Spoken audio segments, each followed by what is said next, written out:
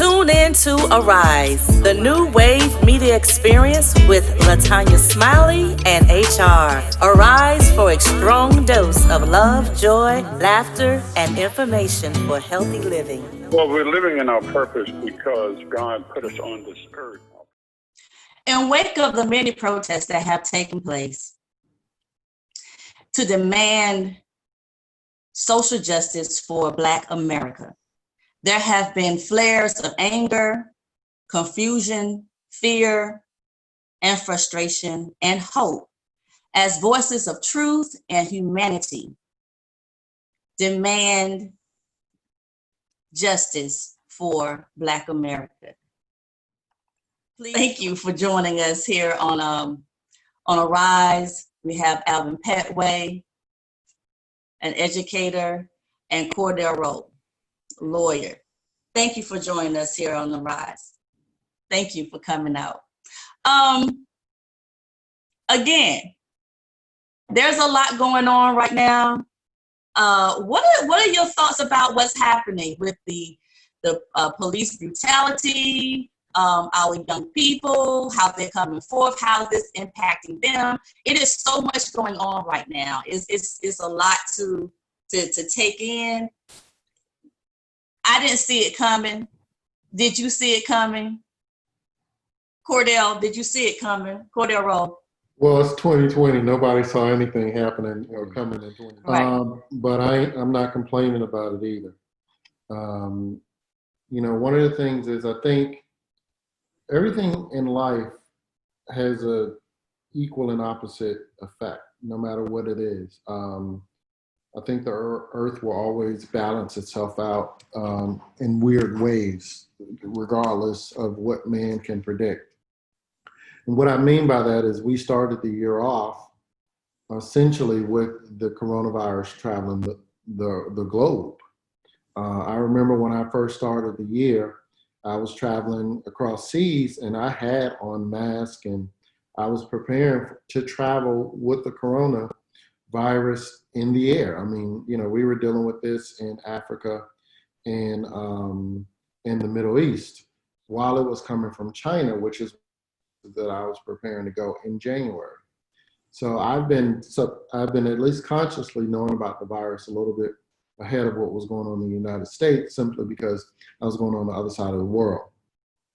Now, that being said, as a result of the coronavirus kind of coming into the United States, a lot of other things happened. What I would say is the ripple effect of that. And that is, it led people to stop everything that they were doing publicly. The sports, school, work, everybody all of a sudden is sitting in their houses, focused on nothing. Even music, ironically, went down. Nobody was listening to music as much, which is a weird thing, thinking you're sitting in the house. So people started to focus on social media, and now any one event that was going on, everybody's focus is on that, which is, remember in Georgia, we still have down south Mr. Ahmaud Arbery's murder, which was kind of like the kicker of this thing, and kind of going on. And what happened was, anytime something is on video, everybody's there to watch it. So now everybody's there to watch it because of the coronavirus. Everybody's stuck in their house. They can't do anything but get upset. It's either watch Corona news on TV or, watch this crazy stuff on social media. So now we have this killing, essentially, not by necessarily police, but just happening by individuals who were police, and that's happening in South Georgia. Right. That being said, the next thing that happens is, okay, we get to come outside for a couple of minutes. It's like opening up a bottle of Coke that was shaking, and all of a sudden, all hell breaks loose, because now you have this cop in Minnesota who it's not just the killing. Let me say that. A lot of people think it's just the killing, but I think it's the coldness and the callousness of the killing, meaning the fact that the police was on Floyd's neck so much that he didn't care that he was being recorded. Right. and then Right. because they always That's get away. yeah. Does that make sense? Yes. And so the fact that he didn't care that he was being recorded, all of a sudden you have everybody with nothing to do, no distractions, no sports, no school, no work. All they do is focus on this man looking at the camera and don't care. And none of the police don't care. And so you have the world seeing this because the world is shut down too, remember? Right. So, and I always say, so goes Black America, so goes the rest of the world. And so now everybody essentially is focused on this one event. And So are you saying that? So are you saying that basically because of the pandemic and because people attention has been shifted from the norm of distraction of society and our daily hustle and bustle, because this is in our face and it's in our face because we're not really doing what we usually do. Right. On We're a not regular basis. distracted by other things. We're not distracted by other entities. And so now here it is. It's just seemed more intensified. It does. And you also remember you have a young group Yes. that want to get outside. Right. So this young group who wants to get outside for any reason now has an even more reason to go outside, because a lot of these young folks, they have not even had the history that we have had, but they have the agility, you know. Right. They have the wherewithal to be outside, you know, essentially rioting or protesting or doing whatever because they want to do. So the uprising becomes a natural effect of that because they're not distracted by, again, school, sports, anything like that. They're not in college. They essentially have nothing to do but to do something. If that makes sense. That leads me to you, Mr. Pettway. Okay.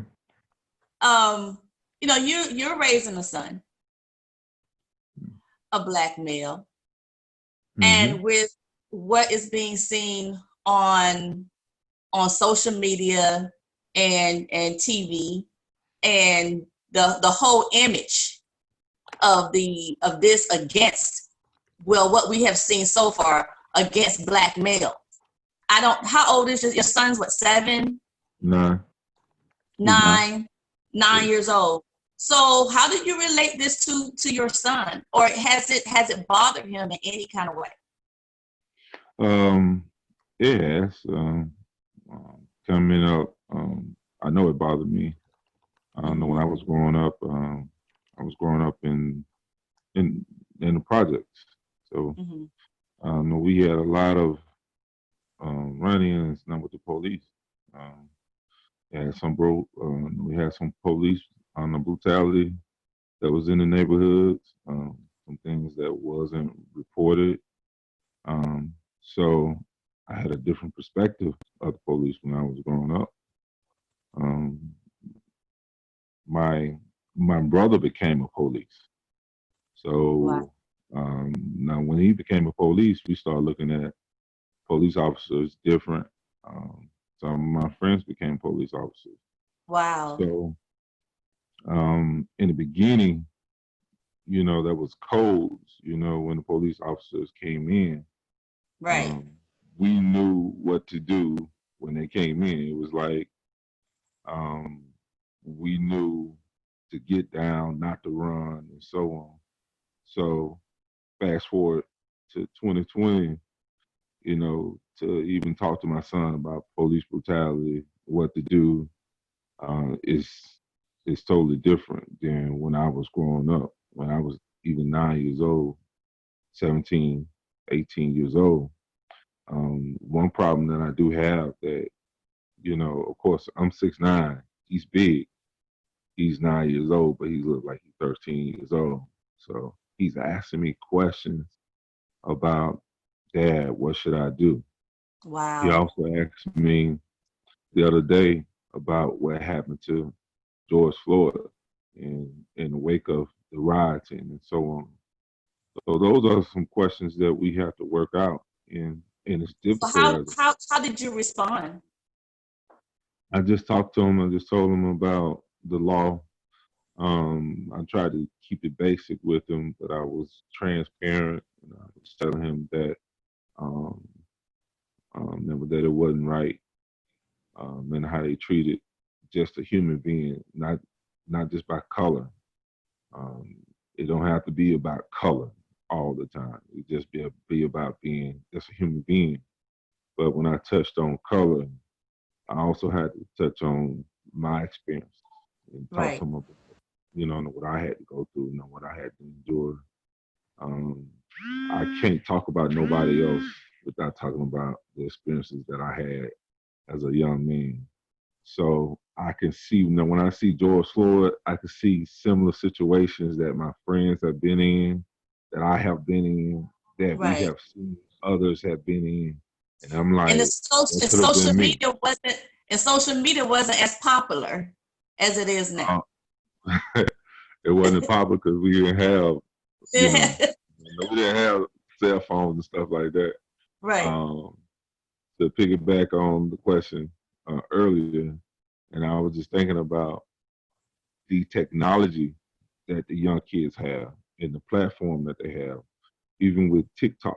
TikTok has blown up because of the videos and the streaming capabilities that the young kids have, and they are using it. You know, I never thought, just being like an educator, um, seeing the kids now, seeing the students using what they have and putting it out there is blowing up um, because of the young generation, and I'm proud of that, even as an educator.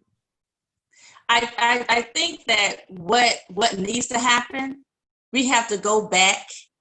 We have skipped some steps as it relates to our young people, and we really need to go back, especially in the education system, and kind of re-educate our young people about our history, about civil rights, and about basically how to protest, how to go about changing the system, knowing those policies and knowing Actually, let me. When you say how to protest or teach them how to protest, what do you mean by that? That's a good question. Because I thought I I would was the say, host. I thought I was the host for them. well, But I mean, that's because I let's thought I think was the about it. host. They got Yeah. more advancement on their way of protesting than they did on our way of protesting. So, Well, yeah. so I'm not saying that either is right or wrong. I'm just want to clarify what would you ask Well, to be well, different? the thing is, you have what I observed is that you had different groups. You had different groups of young people that were protesting. Now you did have the group that was strategic in doing what they, how they went forward. You had, when I say young people, I'm thinking more up to the age of maybe 27, 25 or so, And so you had the different groups. Then you had the other group who were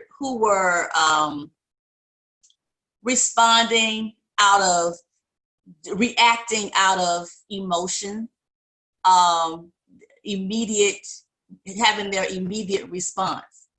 And okay, I can't speak against that, because when you have something that happens over and over again and you're not seeing any outcome, then, and again, my whole philosophy in life is you can't continue to do what you want to do to people and predict how they respond to what you do. That's my philosophy in life. So as it relates to the protests and relates to the different killings and the police brutality against the Black community, especially our Black males, I would say that when it comes to the group that's just out there and just angry and not knowing how to communicate, not knowing how to move forward, but they do know that this is wrong and I don't like it, but they don't know how to move forward to get that right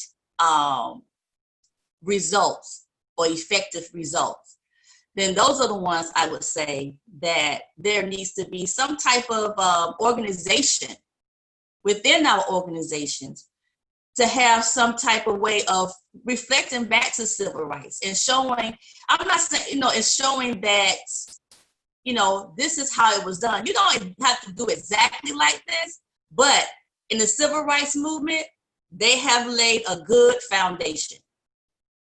They've laid a good foundation on how to move forward. And, as for example, we might not see the changes, all the changes in our time and right now. We might not see it, but our children or grandchildren, so forth, will see it. Just like civil rights, we didn't see they didn't experience all the work that they put in. They didn't experience it then, but we are experiencing some of the freedom and some of the the rights that they fought for and died for. I would argue a different point. I would argue, I think even the Bible teaches that there's nothing new under the sun. And we just see a lot of things we see in different forms. The first thing about peace on a global society is that they bring war. The U.S. wants to go and bring peace to the Middle East. They send a bunch of ships, bringing that peace. Now, what I would argue is that we're seeing the same thing we are seeing in the 50s and 60s and things like that, but just under a different aspect. You hear the Muhammad Ali's when he talked about the celebrities, that they'll use the celebrities to kind of quell, our uprisings, to kind of be certain voices. You see that going on today. They try to get certain voices to say stop, stop, stop, or to kind of keep us complacent in certain things. You saw the Malcolm X's who say by any means necessary. I don't think Martin Luther King would have the impact that he had with the nonviolence movement without the Malcolm.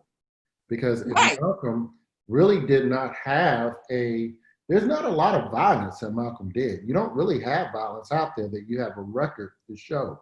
It's just that Malcolm X had a philosophy that I think is true, that I live by any means necessary.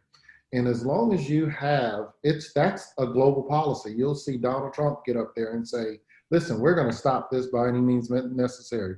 He doesn't say it in those words, but he says we can't let this go, and we're prepared to use everything in our option. As long as an oppressive force know that you're willing to go there, they're more apt to listen. And so when Malcolm X says by any means necessary, that is I'm going to go there if we have to. But there's no real history of Malcolm actually going there. But he was ready. Back in the day. I do believe that in the midst of everything, it did get attention. We did get three for the Ahmaud Arbery case, there were 3 convictions. And so, so I think had not convictions, just indictments. I'm sorry, indictments. Mm-hmm. I'm sorry, not conviction. I'm sorry, indictments. Three indictments. So had not the noise had been as loud as it was, I don't think that those things would not have not come to place as it is now, especially with the hate crime that has passed. Mr. Pettway, okay, I was watching something on Facebook. I think it was Facebook or Instagram. Okay. And it was this young boy came into the hospital, and he asked for a doctor. And so the doctor came, and he told the doctor, he said, well, He said, I need you to take this off of me. I can't take this off of me.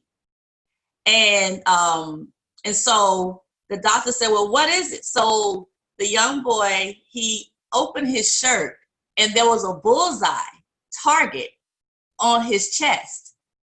And so the doctor, it was a black doctor, the doctor said, I'm sorry, son, and gave him a hug.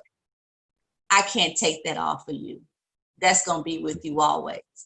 Do you feel like black males have a target on them at this point? Growing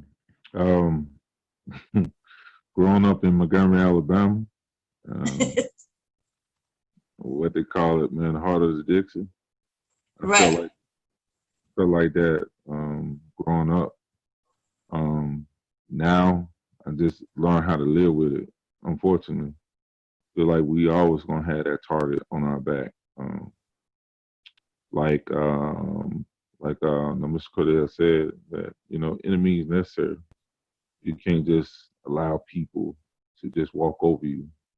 And that part I will be teaching my son, and I've been instilling him. Enemy necessary. Don't allow people to just talk to you in any kind of way, speak to you in any kind of way. I don't care what race, what color, what nationality. You are a man first. Right. I'm speaking that into him right now. We also talk about the Bible. We talk, coming from Montgomery, we was taught the nonviolent way. The Martin Luther King, the Rosa Parks, Fred Shuttleworth, and so on.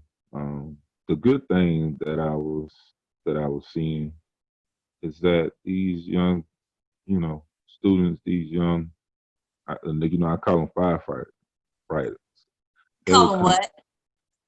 I call them firefighters because Okay. they have a lot of fire, and they are using this platform.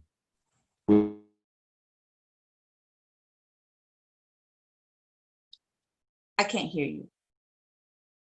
Your mic. Okay. How about now? Can you hear me? Mm-hmm. They are using this Malcolm X in his enemies necessary. And I was talking to one of the one of my frat brothers, and he was like, the first thing he said, "This is not the '60s. I'm not hearing that. We're not going to hear that. It's all about action, and it's me necessary now." And I don't think that he was talking about violence, using violence. I think that he was talking about using his voice. Right. And if need be, we're going to fight you all the way to the end. Mm-hmm. I won't look at, I feel like I'm always going to have a target on my back because I'm a black male. Growing up, I felt like that, and I'm going to continue to feel like that. But that's not going to hinder me from being a successful black man or allowing people to just talk to me in the kind of way or to treat me in the kind of way. What changes needs to take place, or are you hopeful for the change in the future? I think that we started off, even like right now, just like right now, because of the virus, everyone stays still, and we are able to see like the injustice that's going on. Civil rights movement was one thing. I think this is now a different type of movement. Right. Our young kids, just like you said, our young kids, they need the history. They need to know what happened before. I think history is always good to know. Some of the kids, they don't know anything about Confederate flags. They don't know anything about Martin Luther King and what he had to go through. Even like the kids that we teach every single day. I'm talking to them about our history. It's like talking to a wall sometimes. we have to go back. These things that we talk about is not in the history book. Now, now with the Amar Arbor case or with the George Floyd case, now would that be in the history books? No. No. Malcolm X, it's not in history books. These things we have to teach our young kids, either being at home or in the classroom. We have to touch on these things. So when they're going to be able to and I believe that we cannot, as a community, as a Black community, we cannot leave that up to anyone else to do that. Yeah. Solely. We can't, we can push for the information to be included in the social studies curriculum, as the Black educators and those who are concerned about true history, true American history. But in all, I believe that kind of rests on the responsibility of the shoulders of the Black community to take that on and to make sure in our household that it is taught. If you, even in your classroom, some kind of way, you include that in your curriculum, even in the classroom. If you have a business, kind of mentor someone to make sure that they know something about history, know something about how the Black market, things of that nature, and moving forward. Cordele Rolle. So when it comes to change, what changes need to take place in order to help us move forward? Well, here's what I believe. I think if briefly. well, I'm just saying, here's reality. Any type of change has to take place on all fronts. Just like in America, we have the older people kind of setting the agenda, the middle class kind of helping nurture the agenda, and then the young folks out there, pushing with their strengths. So you got the wise and the strong. That's how, even in the military, that's how it is, the wise generals and the strong soldiers. Here, I would say number one is when we're talking about the issue of police brutality, you talk about accountability. And accountability comes with our lawmakers, holding certain lawmakers accountable because they pass the laws that can or cannot be enforced. So you either get some laws off the books or some laws on the books, meaning I think that there are too many laws on the books. So it holds a lot of people accountable to have law enforcement interaction. It's a lot of, probably I would say, useless laws that are on the book that create unnecessary, useless action. So if we can get some more freedom in the laws, that can eliminate the need for police to basically say that they had a right to investigate some pettiness of things that we kind of go on a daily basis. Secondly, again, the qualified immunity thing that everybody's talking about, the big thing now, I think that's a real issue. I think, and I say this as a lawyer who does, personal injury, civil rights, and what they call tort action or injury to a person, is we need to remove the qualified immunity to the extent that we hold police accountable. And if person A sues person B, and qualified immunity is a civil action, it's not criminal, it's a civil thing. So if a jury holds that the police acted wrong, then that, the person who was wrong, the victim, is compensated. If we want to have an extra layer of security to help police not be afraid of every action, then those citizen review boards that they have in some cities can maybe have a citizen review board as it relates to qualified immunity.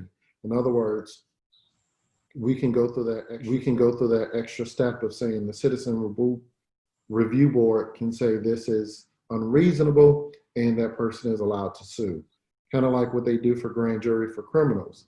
It gives, you gotta jump through an extra hoop for a person to be indicted on a felony. Kind of like what you talked about with Aubrey down in South Georgia, is that a grand jury, which is simply regular people, The government introduces the crime to the regular people, and the regular people say, yeah, based upon your evidence, you presented enough stuff for these people to be charged with a crime. That's that extra layer of the people deciding. You don't have a government overpowering. So likewise, you can have that on the civil case and to say we remove the qualified immunity, but we'll put a civilian panel similar to a civilian grand jury into place to say, okay, this lawsuit can go forth. There's enough evidence to show unreasonable behavior or excessive force by the police. So that would be a change for me, is accountability. Again, I want to thank both of you for, we ran out of time. It was just getting good. Well, we must agree that this is not nearly over. And there is so much more work to be done. And as far as, people just need to really find a place where they can help where they are in their space. Everyone is not a protester. Everyone is not one to walk, but there got to be something in where you are, where you work, in your community that you can do to work towards making that change. We would agree on that. Definitely. So again, thank you all for coming. Alvin Pettway Cordele Rolle. I must have you all on the show again. This ran so quick. Again, thank you for coming on Arise. You have been listening to Arise with LaTonya Smiley and HR. Contact us at ariseshow2020@gmail.com. And then once the end has come about, then you turn around and you look at all your failures and see that you are successful. So our purpose is to be successful, but it's not going to be easy. It's a step-by-step process. Once the process is completed, either your hands are raised in your endeavors, or even if you're at your side, you can still look at yourself in the mirror and recognize the fact that you have succeeded and finished until the end. Contact us at ariseshow2020@gmail.com.